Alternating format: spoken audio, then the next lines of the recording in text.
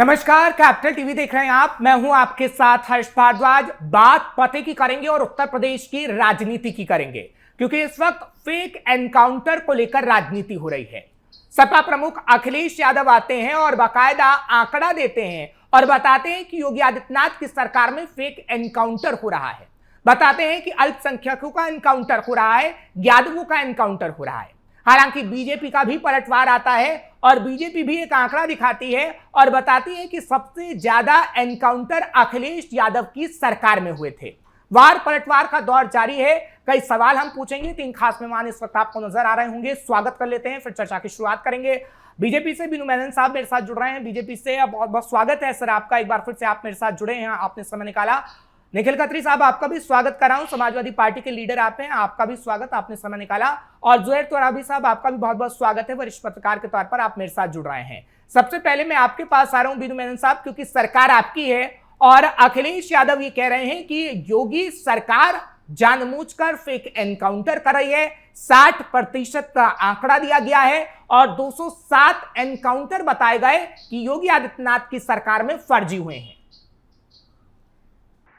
अब देखिए अखिलेश जी कैसे एनकाउंटर को फेक बताते हैं, कैसे ये पुलिसकर्मियों के साथ घूम के आए, ये जो है पता नहीं है हमको। और जहां तक योगी सरकार की बात है, योगी सरकार जो है प्रदेश को लॉ एंड ऑर्डर से चलाने के लिए पूरे भारत में ही नहीं पूरे विश्व में मानी जाती है कि उत्तर प्रदेश जैसे प्रदेश को लॉ एंड ऑर्डर के दायरे में लाने का काम योगी सरकार ने किया। चाहे इसके लिए चाहे एनकाउंटर्स हुए हों, चाहे वो बुलडोजर चले हों। तो देखिए ये बिल्कुल स्पष्ट है, Uttar Pradesh law and order के सीमा में आ चुका है।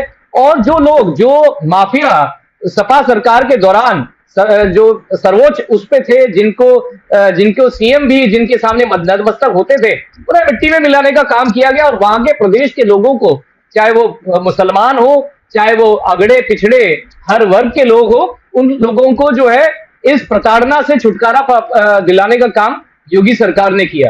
चाहे अतीक अहमद देख लो, चाहे मुख्तार अंसारी देख लो, चाहे ऐसे अनगिनत माफियाओं को देख लो, इन पर लगाम कसने का, इन पे मट्टी मिलाने का काम योगी सरकार ने किया। और उत्तर प्रदेश जैसी सरकार राज्य में इंडस्ट्रीज का आना शुरू हुआ। जैसे मैंने पहले भी कई बार बताया है, 18,000 से ऊपर जो है नई फैक्ट्रीज एनलिस्ट हुई उत्तर प्रदेश में, क्योंकि वहां पे सुशासन का माहौल आया। ठीक है निखिल खत्री साहब, मैं आपके पास आ रहा हूं, क्योंकि बीनू मेनन साहब ने सवालों का जवाब दिया जो समाजवादी पार्टी की तरफ से सवाल पूछा गया।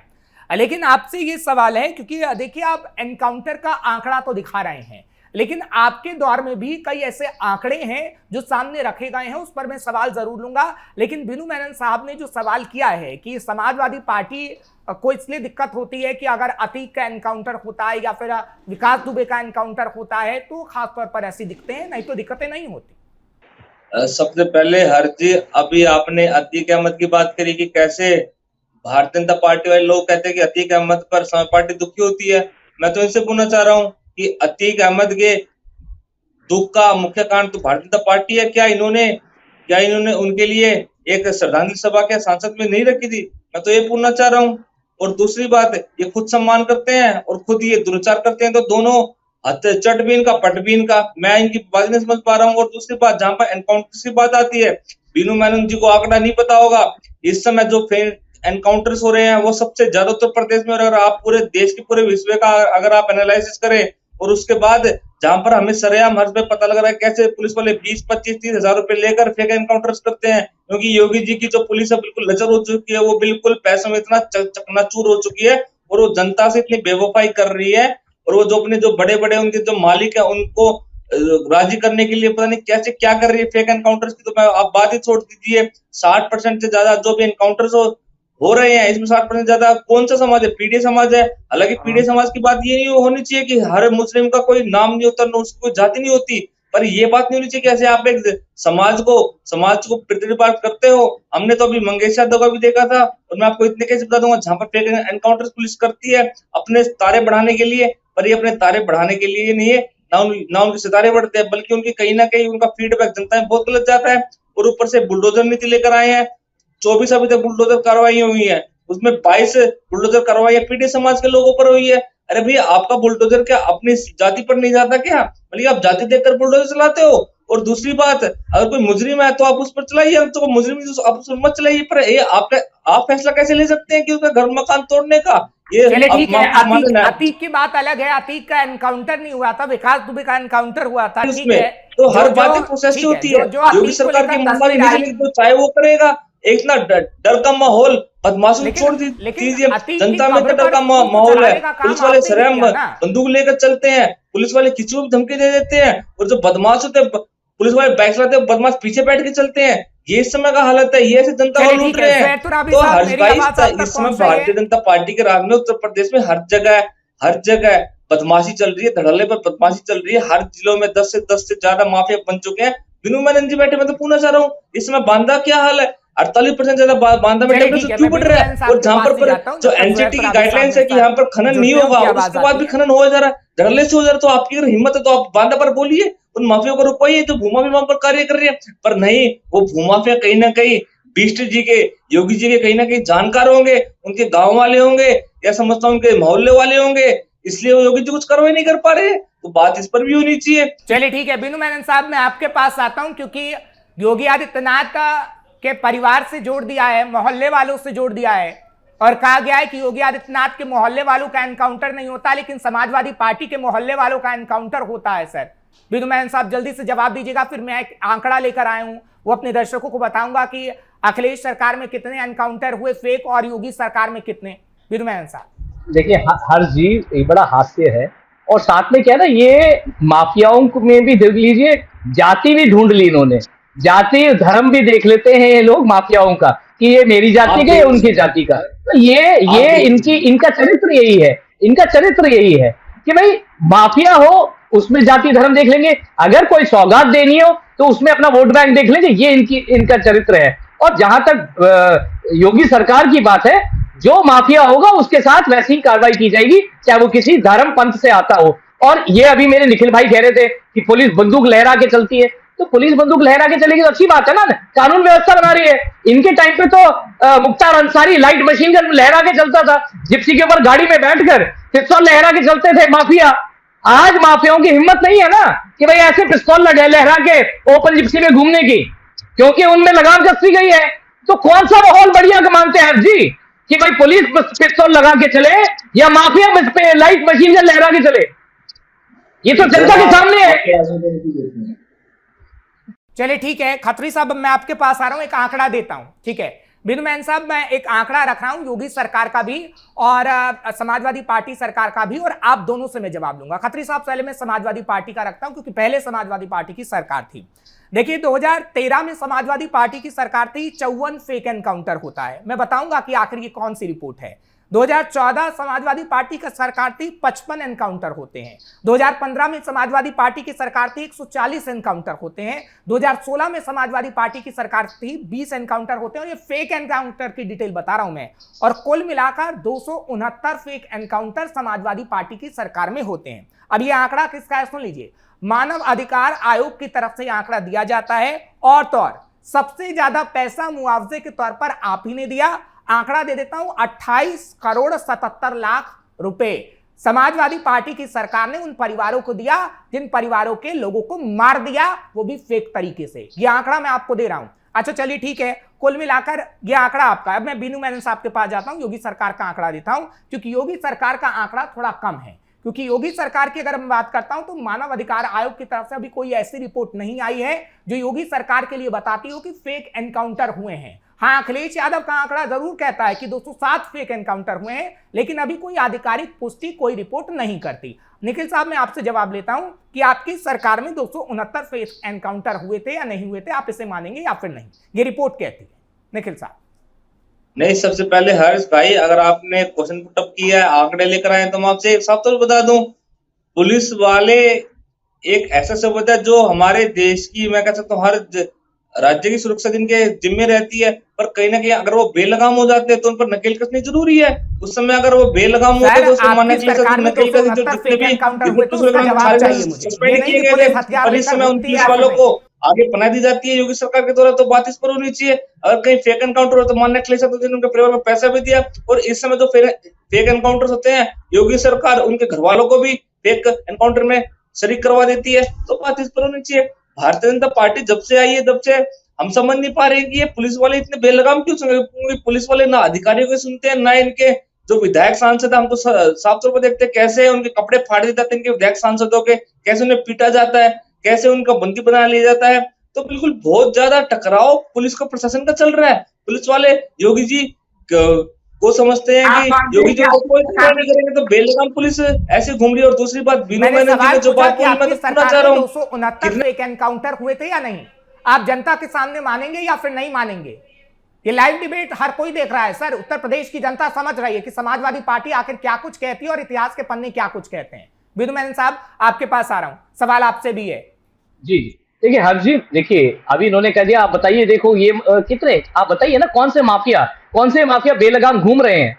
इनके टाइम पे तो थे ना, आप ऐसे चित्र हैं। निखिल भाई सुन लीजिए, अरे मेरे भाई निखिल भाई सुन, अरे आप हिम्मत है, आप बताओ ना, अगर आपके अंदर हिम्मत है बताइए ना नाम, बताओ ना, मैं तो बताओ कह रहा हूँ, लिख दो, बताइए। देखो मैं आपके टाइम पे नहीं बोला ना मेरे भाई, मैं आपके टाइम पे नहीं बोला ना, शांति रखो, संयम रखो, और अगर आपके पास लिस्ट है तो आप बताओ। और जहां तक देखिए हर्ष भाई, अतीक ये इनके आजम खान क्या थे, भूमाफिया, आजम खान और अले हासन मिलकर क्या गरीबों की जमीन लूटी। आप मेरे को एक इंस्टेंस भी याद आता है जो एक उसमें लिखा गया कि भाई कैसे एक किसान के जो उसकी भूमि उसने नहीं बेची, इन्होंने एक अवैध जो स्ट्रक्चर बनवा रहे थे, तो उसमें जमीन ना बेचने पर उस किसान के पीठ पर ईंटों का चट्टा लगाया गया। और अतीक अहमद हो गए, रामेश्वर सिंह यादव, योगेश्वर सिंह यादव, बहादुर सिंह यादव, गायत्री प्रजापति, ऐसे तो माफिया इनके वहीं पे थे। भू माफिया, भूखलन, सैंड माफिया, सब तो इनके पार्टी में ही है। तो सारे माफिया तो इनके पार्टी में ही है ना, तो ये भेजना इनको है, क्योंकि इनके पार्टी के आधे लोग साफ हो जाएंगे अगर सारे माफिया साफ हो जाए। हाँ ठीक है बीनू मैनन साहब, सवाल ये आप ये कहना चाह रहे हैं कि यादव के ऊपर कार्रवाई होती है तो समाजवादी पार्टी को दिक्कत होती है, क्योंकि अखिलेश यादव एनकाउंटर पर भी कह रहे हैं कि यादवों का सबसे ज्यादा एनकाउंटर हुआ है। क्या आप ये कह रहे हैं? देखिए विकास दुबे कौन थे? तो देखिए जाति ढूंढने वाले हमारे अखिलेश यादव है। इसमें इन्होंने भूमाफियाओं को इन्होंने जाति ढूंढ ली। बात क्या है कि जो सारे जितने माफिया थे उनको संरक्षण जो है अखिलेश यादव जी ने दे रखा था, अपने पार्टी के रहनुमा बना रखा था, चाहे वो अतीक अहमद हो, मुख्तार अंसारी हो, कोई भी हो, मैंने नाम गिनवा दिया। अब ये कहते हैं भाई यादवों को, तो विकास दुबे कौन थे? तो इसमें जाति धर्म ढूंढने का काम अखिलेश यादव। निखिल साहब वो कह रहे हैं कि अगर अखिलेश यादव इसमें जाति ढूंढना चाह रहे हैं और अखिलेश यादव कह रहे हैं कि तमाम यादवों का एनकाउंटर हो रहा है और जिनके पीछे यादव लगा है उन्हीं माफियाओं पर कार्रवाई हो रही है, तो सवाल अब आपसे ले रहा हूं, क्योंकि बीनू मैनन साहब ये कह रहे हैं कि यादव नहीं, विकास दुबे कौन था, उसके पीछे तो दुबे लगा था, क्या उसका एनकाउंटर नहीं हुआ? तो जात पात सिर्फ आप इलेक्शन के लिए ढूंढ रहे हैं क्योंकि 2027 में चुनाव है, ये बीनू मैनन साहब कह रहे हैं। निखिल साहब, सबसे पहले भारतीय जनता पार्टी के प्रवक्ता खुद ही जातियां बता रहे, बताओ अपराधी को खुद ही जातियां बता रहे, तो मतलब कि अगर ये दूसरों पर जातियों के नाम पर टिप्पणी करेंगे तो मैं समझता हूँ कि उल्टा चोर कोतवाल को डांटे, मतलब कि चोर खुद को कोतवाल को डांट रहा है जो खुद ही जातियों में इतना मंजस रखते हैं, और जो सब जातियों के नाम से इनके जो अपराधी हैं उन पर उनका पूरे उनके शब्द का एक आगे का हर्फ नहीं बोल पाते हैं। वो आज बताओ जाति की बात कर रहे हैं, इन्होंने नाम बताओ ना, यादव नाम गिनवाए इन्होंने, तो यही इनकी मानसिकता है भैया। और दुबे जी की, और क्या दुबे का ये हम उदाहरण दे रहे थे, तो मैं तो पूछना चाह रहा हूँ दुबे ने किया क्या था? क्या दुबे ने एक बड़े पुलिस अधिकारी को नहीं मारा था? उनकी गाड़ी पर स्टिकर, कौन सा स्टिकर था? मैं तो इनसे पूछना चाह रहा हूँ, इन्हें पता हो क्या उनकी गाड़ी पर विधानसभा का स्टिकर नहीं था? तो वो क्या स्टिकर अखिलेश यादव ने दिया था या योगी ने दिया था? मैं तो इनसे पूछना चाह रहा हूँ स्टिकर किसने दिया था? तो हर्ष भाई सारे गुंडे माफिया सारे भारतीय जनता पार्टी के ही है भाई, सारे गुंडे माफिया तो आपके यहाँ पे है ना। अतीक अहमद के कुत्ते के साथ हाथ कौन मिलाता है?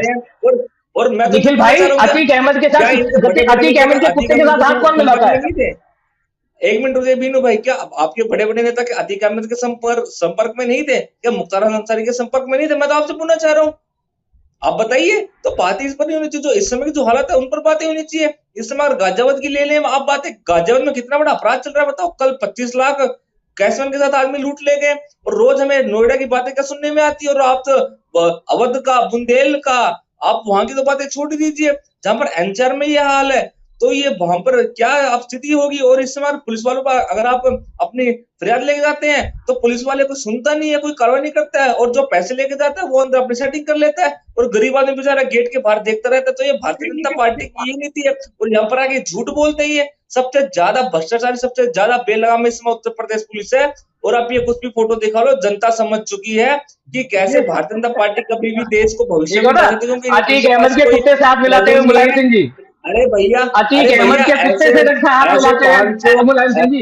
ऐसे 500 कुत्तों से तो हाथ आपके योगी आदित्यनाथ जी मिलवा चुके भैया। और मैं क्या, और आपसे तो मैं फोटो दिखा दूंगी, इतने बड़े बड़े बता दो ना, चलो फोटो दिखा दो, आप फोटो दिखा दो, आप फोटो दिखा दो, आप मुझे किस माफिया के कुत्ते से हाथ मिलाते दिख रहे हैं। अरे निखिल साहब आप को तो 50 तस्वीर साल दिखा रहे के हैं कि फोटो कैसे दिखाने मुलायम सिंह यादव और अखिलेश यादव के करीबी रहे अतीक अहमद, और उसी अतीक अहमद की खबर पर समाजवादी पार्टी आपका प्रूफ दिख गया, आपकी वेदना दिख गई, आपकी माफियाओं के प्रति संवेदना दिख गई, ये टुकड़ों वाले आप कुछ भी बोल लोगे तो मान ले, मैं तो प्रूफ दिखा रहा हूँ ना, नहीं बढ़ा सकते हैं ये सब प्रूफ दिखा रहा हूँ ना, ये देखो प्रूफ, समाज को बरगलाएंगे, ये देखो proof। और कुछ नहीं करेंगे। अरे भैया, जनता ने आपको फोटो दिखा दिया है, 24 में आपका क्या हुआ था? 24 में भी आप ये फोटो लेके गए तो जनता ने 24 में क्या आपको मेजोरिटी मिला? नहीं 24 में आपको, नहीं 24 में क्या बेशर्मी है, 24 में आपको मेजोरिटी मिल गई, 24 में क्या आपकी मेजोरिटी मिली, 24 में आपको मेजोरिटी मिला? सबसे बड़े जुमलेबाज आप, सबसे आपने अपना फोटो को इसको स्क्रीनशॉट बना रखा है, पर जनता तो देख रही है ना कि कैसे जुमलेबाज आपको मुद्दे की बात नहीं करते हैं। आप सबसे ज्यादा भ्रष्ट हैं, आपके दिल में भ्रष्ट है, आप पैसा खाते हो, सारा पैसा खुद खाते हैं, दूसरों को पैसा देते भी नहीं है। मैं एक सवाल ले रहा हूँ, मेरे सवाल का जवाब दीजिएगा, क्योंकि मैं भी सवाल पूछूंगा ना, ठीक है, मैं सवाल पूछूंगा। निखिल साहब एक सवाल लेता हूं, निखिल साहब देखिए, मैं ऑडियो फिर डाउन कर दूंगा, फिर किसी की आवाज नहीं आ पाएगी, ना बीनू मैन साहब की ना आपकी, ठीक है। निखिल साहब आपसे एक सवाल ले रहा हूं, अब आप बार बार फेक एनकाउंटर को कह रहे हैं कि ये फेक एनकाउंटर योगी सरकार करवा रही है, और जितने भी माफियागिरी हैं वो योगी आदित्यनाथ के एकदम करीबी हैं, लेकिन सबूत नहीं है ना। अगर योगी आदित्यनाथ के ऊपर आप आरोप लगा रहे हैं कि वो माफियाओं से घिरे हुए हैं, और जो एनकाउंटर कर रहे हैं वो फर्जी एनकाउंटर है, तो कोई सबूत तो दीजिए। बीनू मेनन साहब अतीक अहमद का सबूत दे रहे हैं, और लाइव डिबेट में वो दिखा रहे हैं तस्वीर की, देखिए किस तरीके से मुलायम सिंह यादव और अखिलेश यादव के संपर्क में वो रहता था और माफियागिरी करता था। लेकिन आपके पास क्या कोई सबूत है? आप बीनू मेनन को सबूत दिखाना चाहेंगे? प्लीज रिक्वेस्ट है।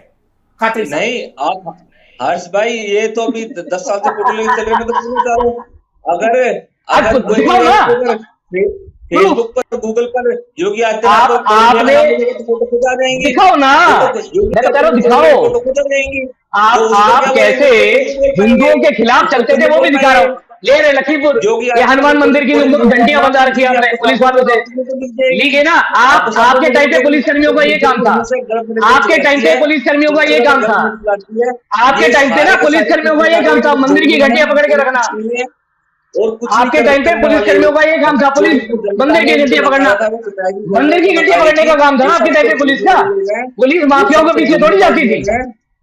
ये राजूपाल जी की हत्या किसने, राजूपाल जी की हत्या किसने कराई? राजूपाल जी की हत्या किसने कराई? अरे भैया, आज तक राजूपाल जी की हत्या किसने कराई? अतीक अहमद के भाई ने। तो आपने क्या किया, क्या किया आपने बताओ? आपके साथ ही नहीं थे, तो इस पर बात होनी चाहिए। अरे भैया, खुद अतीक अहमद को आपके, अरे अतीक अहमद को दिखा दिया ना किसके साथ। चलिए ठीक है। बीनू मैन साहब मैं आपसे सवाल लेता हूं, अगर मेरी आवाज आप तक पहुंच रही है। देखिए, अगर मैं बात करूं पूजा पाल की समाजवादी पार्टी की पूजा पाल हैं, और उनकी तरफ से जो सवाल उठाए गए हैं समाजवादी पार्टी पे, और अखिलेश यादव की जो तारीफ की गई है, अब ये पूछा जा रहा है क्योंकि समाजवादी पार्टी के कई लीडर्स ऐसे हैं जो बीजेपी में आना चाहते हैं, जो खबरें हैं जो इस वक्त मैं बता रहा हूं, क्योंकि विपक्षी पार्टी आप पर आरोप लगाती रहती है, और उनकी तरफ से कहा जाता है कि हमारे ही लोग हैं जिन्हें आप ऑपरेशन लोटस के तहत खींच लेते हैं। और इस वक्त उत्तर प्रदेश में भी ऑपरेशन लोटस चलेगा, क्योंकि आज जितने बड़े चेहरे थे, चाहे फिर वो आरजेडी के सम्राट चौधरी वो सीएम बन गए, हेमंत बिस्वा कांग्रेस के वो सीएम बन गए, तो अखिलेश यादव के कुछ ऐसे लीडर्स होंगे जिन्हें योगी आदित्यनाथ का जो पूरा प्रशासन है वो अपनी ओर खींचने की कोशिश करेगा। ये भी आरोप इस वक्त आप पे लग रहा है।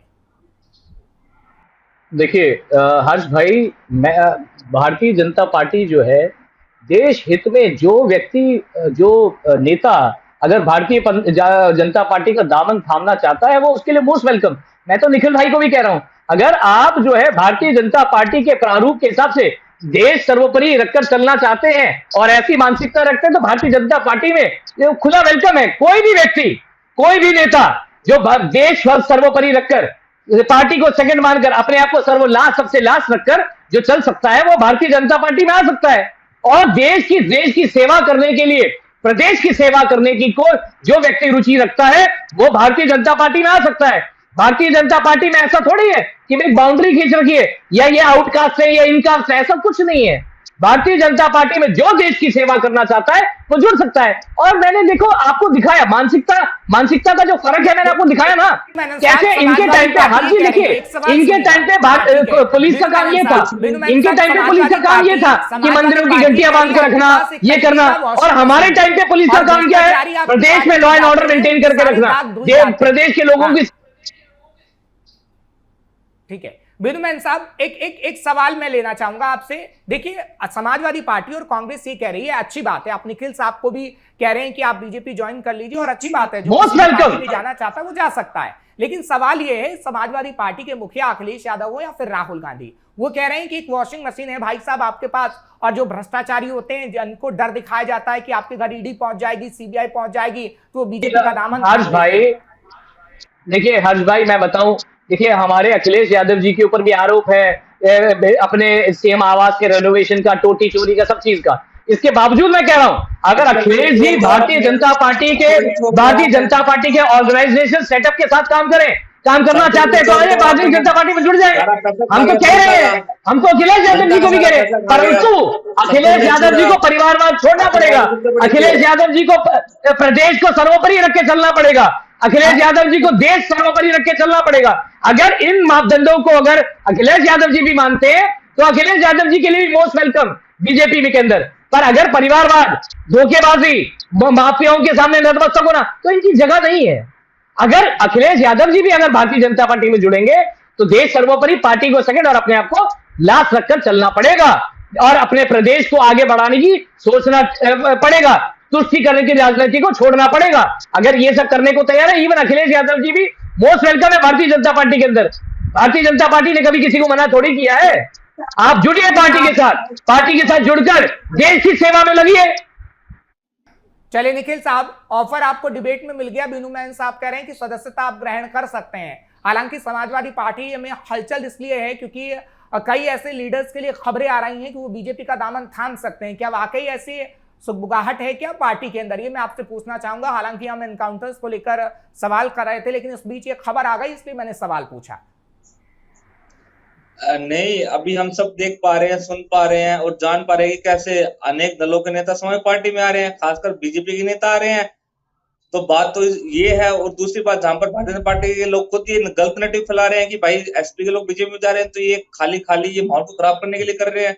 और दूसरी बात, भारतीय जनता पार्टी के लोग ना कभी मंदिर की बात करते हैं, ना कभी मस्जिद की बात करते हैं, क्योंकि इनको इन दोनों चीजों से नफरत है, क्योंकि हमेशा अपना लाभ सोचते हैं। और दूसरी बात, बीजेपी ज्वाइनिंग की मुझसे बात कर रहे हैं। अरे भैया, भारतीय जनता पार्टी के हर नेता कार्यकर्ता में हमेशा एक मानसिकता रहती है कि कैसे देश सबसे आखिरी में होता है और खुद का लाभ और लोभ सबसे पहले होता है। ये भारतीय जनता पार्टी के नेताओं की सोच है और मानसिकता है। वो हमेशा देश को आखिरी में रखते हैं और अपने लाभ को सबसे पहले रखते हैं। और दूसरी बात, ये कुछ बातें बता रहे थे, लखनऊ की बातें, टोंटी की बातें। अरे भैया, जिस समय आपके अधिकारी खुद वहां से टोंटी लेकर गए थे ना, तो उसमें आप बच्चे थे, आपको बातों को पता है नहीं। जाकर एक बार आप अपने अधिकारी से पूछ लीजिए कौन टोंटी ले गया था, आपको समझ आ जाएगा कि कैसे आपके डीएम साहब टोंटी लेके भागे थे। ये आपकी मानसिकता, ये आपकी सरकार की मानसिकता है। आपकी मानसिकता तो देखो, निखिल भाई, आपकी मानसिकता क्या है सबके सामने है। मुलायम सिंह जी क्या कहते हैं, बलात्कार होने के बाद क्या कहते हैं, लड़कों से गलती हो जाती है। ये आपकी मानसिकता है। अभी अगर आपकी ये मानसिकता है। क्या मुलायम सिंह जी ने ऐसा नहीं बोला भाई? रेप जैसे गुनाह पर क्या कहते हैं भाई, ये तो लड़कों से गलती हो जाती है। ऐसा मुलायम सिंह जी ने मंच से बोला है कि नहीं बोला? मंच से बोला है कि नहीं बोला?